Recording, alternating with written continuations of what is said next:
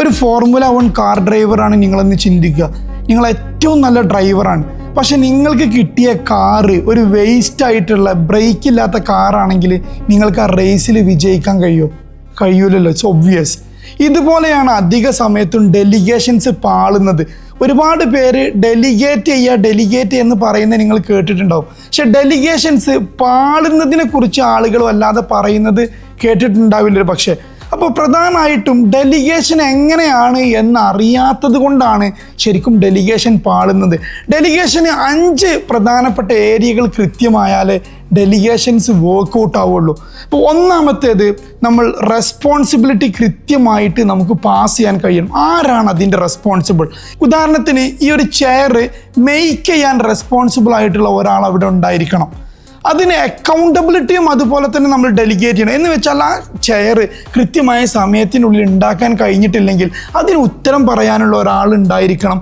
ഇല്ലെങ്കിൽ അത് കംപ്ലീറ്റ് ചെയ്തിട്ടില്ലെങ്കിൽ, ഡെഡ് ലൈൻ മീറ്റ് ചെയ്തിട്ടില്ലെങ്കിൽ അതിൻ്റെ വിപത്ത് അത് അനുഭവിക്കാനും ആ ഒരു പ്രോബ്ലത്തെ ഓൺ ചെയ്യാൻ കഴിയുന്ന രൂപത്തിലുള്ള ഒരാൾ ഉണ്ടായിരിക്കണം.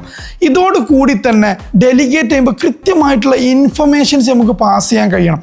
ഇൻഫർമേഷൻ പാസ് ചെയ്യാന്ന് പറഞ്ഞാൽ അതുമായി ബന്ധപ്പെട്ടിട്ടുള്ള ഫ്രീക്വൻ്റ്ലി ആസ്ക്ഡ് ക്വസ്റ്റ്യൻസ് എന്തൊക്കെയാണ്, അത് എങ്ങനെയൊക്കെയാണ് ചെയ്യേണ്ടത്, അതിൻ്റെ ടെക്നിക്കൽ നോ ഹൗ എങ്ങനെയൊക്കെയാണ്, അതിൽ വരാൻ പോകുന്ന പ്രശ്നങ്ങൾ എന്തൊക്കെയാണ്, ഇതൊക്കെ കൃത്യമായിട്ട് നമുക്ക് അവരെ ബോധ്യപ്പെടുത്താൻ കഴിയണം.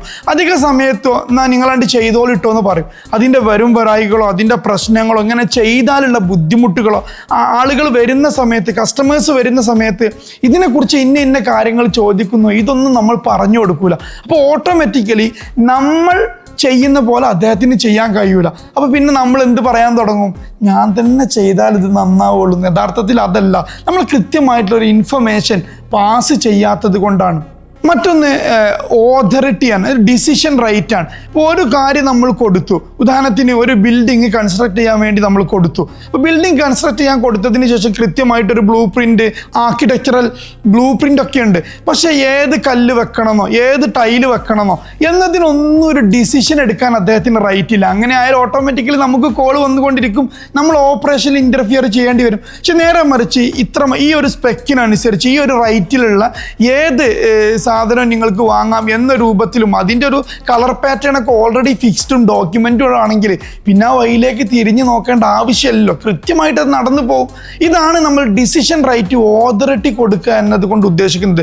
വളരെ പ്രധാനമായിട്ടുള്ള 5ാമത്തെ കാര്യം, 5ാമത്തെ pre requisite, delegation workout ചെയ്യണമെങ്കിലുള്ള pre requisite, അത് റിസോഴ്സസ് ആണ്.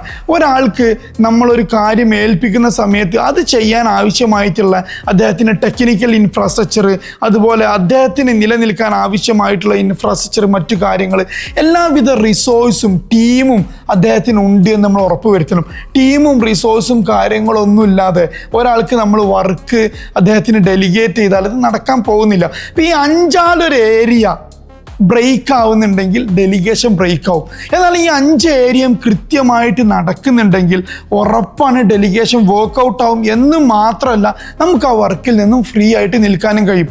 അപ്പോൾ ഇനി നിങ്ങളുടെ ഏരിയയിൽ ഡെലിഗേഷൻ ബ്രേക്ക് ആവുന്നുണ്ടെങ്കിൽ ഈ 5ാമതൊരു ഏരിയയിലായിരിക്കും അത് ബ്രേക്ക് ആവുന്നത്. അത് ഏത് ഏരിയ ആണെന്നത് നിങ്ങൾ കോമെൻ്റ് ചെയ്തേക്ക്.